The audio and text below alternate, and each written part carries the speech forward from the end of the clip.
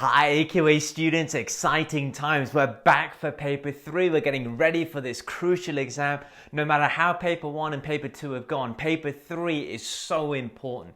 A chance for major gains, a chance for you to really push towards that higher grade, and who knows, paper 3 could be the difference for you. So in this video, what we're going to do, I'm going to give you 6 pieces of advice, the best advice of how to use this time before paper 3, and then we're going to do a run through of the exam and make sure you're ready for everything this exam is going to throw at you. So let's get started with some key advice, how to make sure you're prepared for paper 3.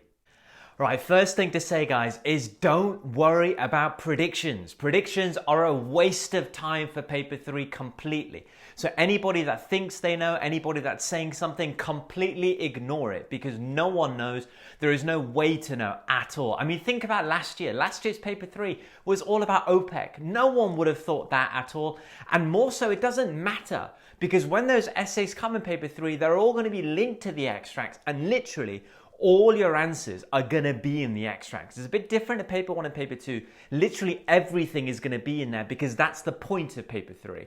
Yeah, you're going to be getting your points. Everything is going to be driven from the extracts. So don't stress at all, at all. Having said that, there is a good way to weigh up content in your revision, and that is to look at both paper 1 and paper 2 so far and think of major topic areas that haven't featured yet, and give those an extra 5-10% in revision. Now, a good way to go maybe is go back over my micro hot topics, macro hot topics videos, and just see any major topics that haven't featured at all, give an extra bit of weight, but don't stress about predictions. There is no need to. You'll be absolutely fine regardless. Next thing, you need to make sure you know paper 3 inside out, the structure, the unique elements of the paper, the time management. I'm going to go through all of that in my walkthrough, but I also have an AQA exam technique playlist where everything in paper 3 is covered.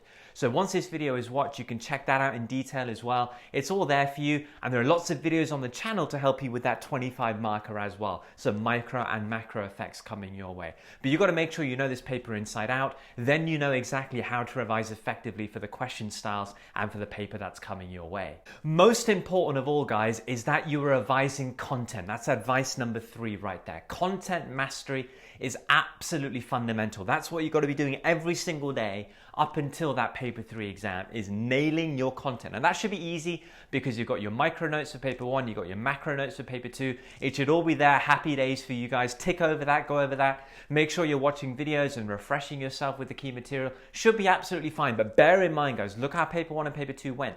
Anything can feature, so leave no holes in your revision. Make sure everything is covered, because it could easily be multiple choice, but who knows, could be an essay question as well in section B. So everything has to be revised well. Keep testing yourself as always and making sure you're a master of that content. And then alongside that, you guys are going to be making sure you're doing questions. You're practicing multiple choice again, this time fundamental, because you're going to be getting multiple choice questions, but also you're planning essays effectively, getting ready for the 10, 15, 25 marker that's coming your way. So planning essays is very effective. I'll be giving you the structures in a bit.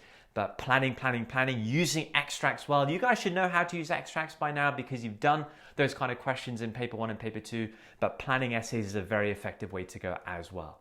And the last piece of advice I'm going to give you guys is to make sure you're ready for the unique 25 marker in that you've got micro and macro effects nailed. How do you do that? Well, in the time before paper 3 that's left, make sure that you've written down every single topic area that could be a micro macro question.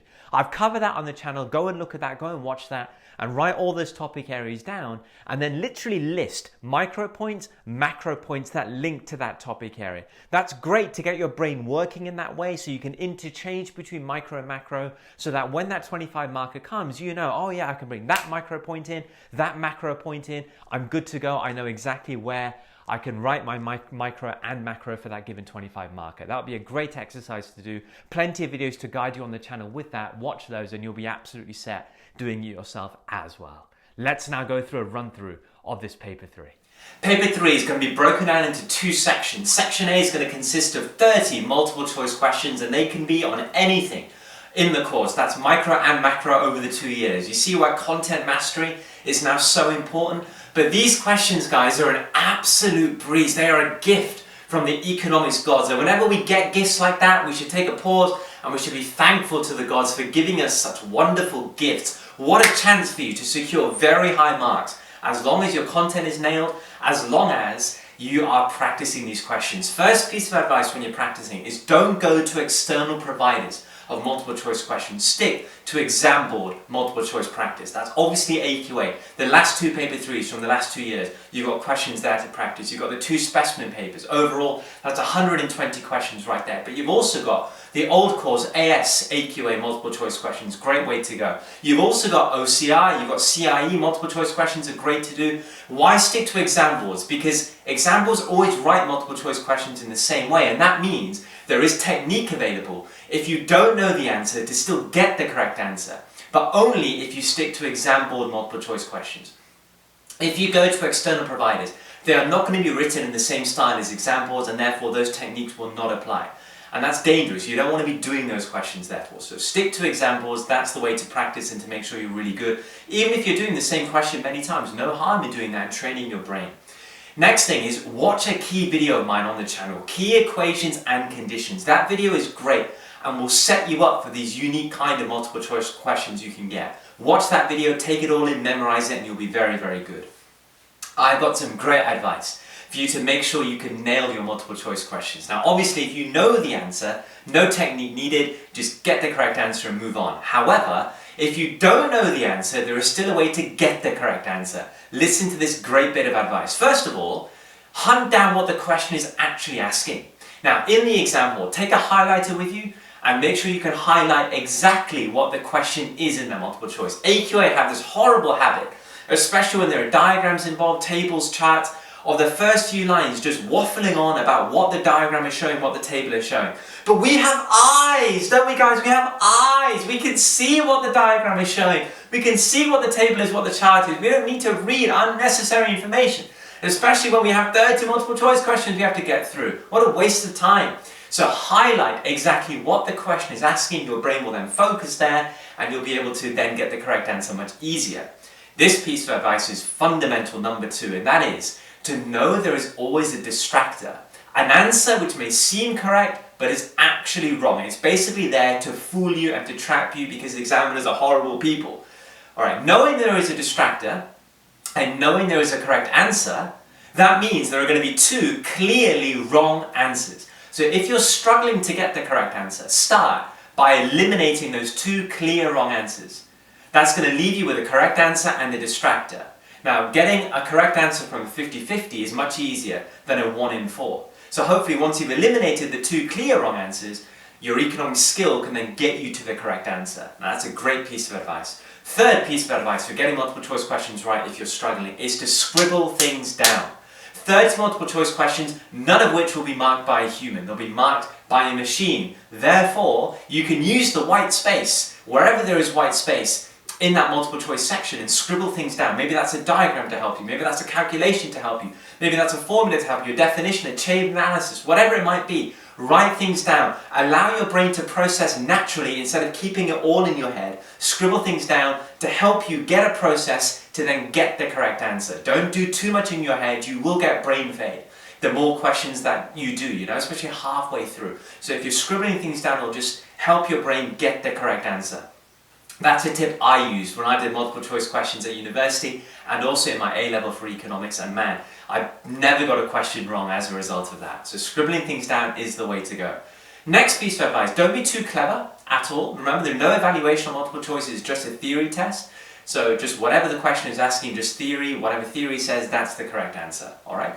The next thing, time management is absolutely fundamental. Maximum 30 minutes on multiple choice, no more than that at all. Maximum 30 minutes. Ideally, you can do it in less. If you can do it in 20, even better, because that time will then be brilliant when it comes to the essays coming later. So stick to the time management and you'll be set. But these multiple choice questions, guys, are there for you to hit the highest marks. It will give you real confidence before you go into the essays in section B. So really go for it, practice hard, and you'll be absolutely fine. Section B, guys, is all going to be based around extract material. Normally 5 extracts. Some of those extracts will be data, so tables, charts. Some of those will be written extracts. Fine, we've seen this all before in paper 1 and paper 2. Linked to these extracts will be 3 essay questions. A 10 marker, which is very unique.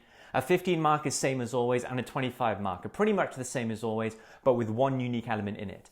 Okay, fine. First thing to say is that you don't need to give specialized allocated time to reading the extracts. Don't need to do that whatsoever. Why? Because the questions will follow the order of the extracts. So all you need to do is to read the extracts when the question tells you to.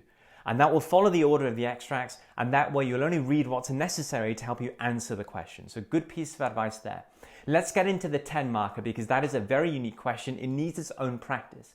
This 10 marker is going to be an evaluate using data question. We've not seen anything like this before. The closest to it are your 4 markers in paper 1 and paper 2. Think of this as kind of like a beefed up version of a 4 marker, but now we need to evaluate using the data. So evaluation necessary on this 10 marker as well. It is unique. It needs its own practice in your revision time before paper 3, but don't overplay it because it's not that difficult.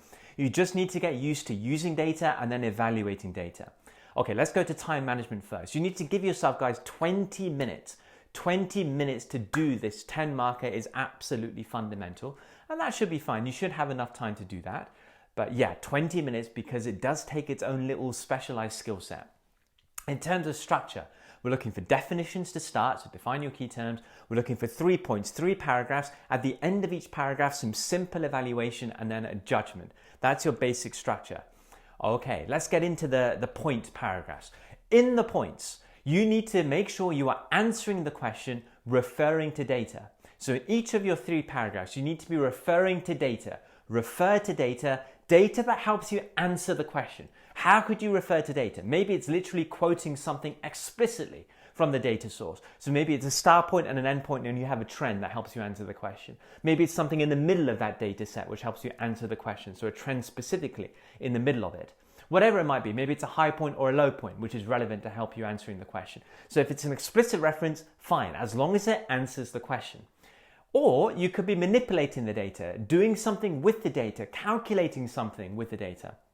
Maybe it's calculating a percentage change. Maybe it's percentages. Maybe it's a mean, an average of something. I don't know.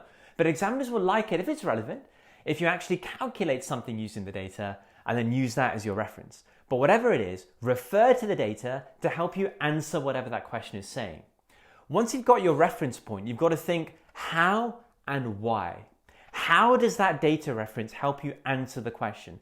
Detail is needed there, theory is needed there, okay? What's the link between that reference point and the question? You need to link your data then to theory and then think why. Why might that data have happened? Why might that trend have happened? Why might that kind of average have happened? Why might that trend have happened? What's your theory why? Now that might not be explained in the extracts. You might need to give your own idea as to why, but that's good because that's theory. And you'll get more analysis marks if you do that. So just think. Reference point to data, which answers the question, and then how and why. That's going to be your paragraph. Brilliant. Now, it doesn't matter if you've got 3 paragraphs that back up the question. So think of that as kind of 3 pros, 3 ways in which your data backs up the question. Doesn't matter. Or if it's 3 ways in which your data references knock down the question, 3 cons if you want to think of it that way. It doesn't matter. It doesn't matter if you've got 2 pros or 1 con. It doesn't matter at all. As long as your points are relevant to answering the question, doesn't matter what size of the argument they fit on, at all. Just 3 references to data, how and why, and you've got 3 paragraphs, perfect. At the end of each paragraph though, you want to be evaluating the data. How strong is that data? How good is that data in backing up your point?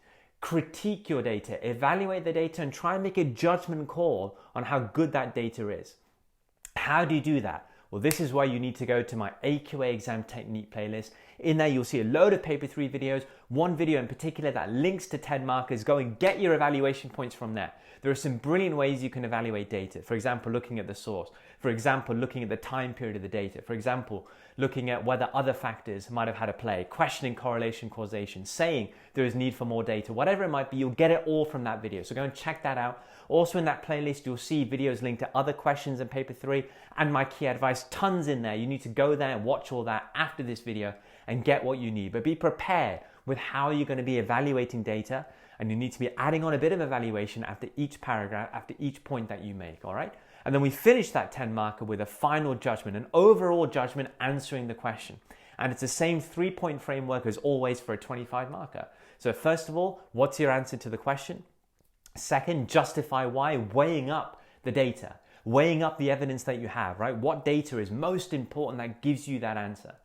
And third of all, give balance. Now the balance should be very easy on a 10 marker. Normally it's saying, look, other data alongside would be very helpful, or data over a longer time period. Say something else that you would have loved to have had to help really back up the judgment that you're making. That's normally the way in which you'll balance your judgment here. And that's the structure. 20 minutes to do that should be absolutely fine. Practice using data to actually guide you on making points and on evaluation critically as well. And you'll be absolutely fine for the 10 marker, guys. Your 15 marker is exactly the same style of 15 marker as in paper 1 and paper 2. It will say explain some reasons, explain some factors, explain some causes, explain some costs, explain some benefits of something. Now again, don't worry guys if that question looks dodgy. Why? Because all the answers are going to be in the extract. So get your points from the extracts and then you add the theory to that. Again, look for 3 points, 3 factors, 3 reasons, 3 whatever that they're asking for, and you'll be absolutely set. Just make sure that you're using the extracts well and that your theory then goes after the points you're making. That's absolutely massive, all right? So same structure, same fundamental components expected, definitions, diagrams, depth of analysis, and examples from the extracts, but you're looking for 3 points, that's it. Refer to the extracts well to get your points and you'll be absolutely fine. Don't worry about micro and macro in 15 marker, that's not expected at all. Just get the points that answer the question and then move on. Still 20 minutes for that 15 marker.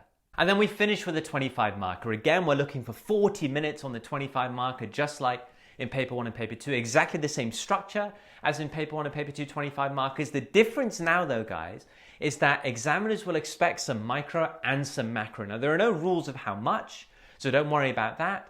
Just know that examiners want you to show a bit of micro and macro knowledge. Now, that's going to be so easy because the extracts are going to give it to you. So again, don't worry if that question looks dodgy. I mean, look at last year's 25 marker about OPEC.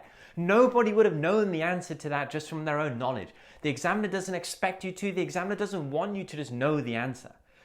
Use the extracts well. You'll get all the arguments you need from the extracts. Last year, everything was there. Your pros, your cons, your judgment, your evaluation, everything you could get from the extracts. Same thing for this 25 marker coming in paper 3. Get it all from the extracts and there you'll find your micro links. You'll find your macro links. So same structure, just remember to showcase a bit of micro and macro. Remember in your revision before paper 3, in that time, you're going to be writing all the topic areas that could be micro and macro. You're writing down all your micro and macro points. Make sure your brain is ready for that kind of skill. And then when that 25 marker comes, you'll get it all from the extracts and you'll smash it. 40 minutes on the 25, 20 minutes on the 15, 20 minutes on the 10, and you'll be absolutely fine. Shouldn't be a problem at all, this paper 3. Make sure you prep well.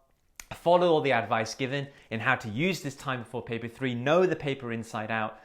Go through that walkthrough really well and go through the exam technique playlist and make sure that every single question is covered. Make sure all the advice is taken in and you will rock paper 3, guys. Stay tuned to all the videos on the channel. Lots to come. Stay tuned to all the social media. Another live stream is coming as well and you'll be absolutely set. Thank you so much for watching, guys. I'll see you all in the next video.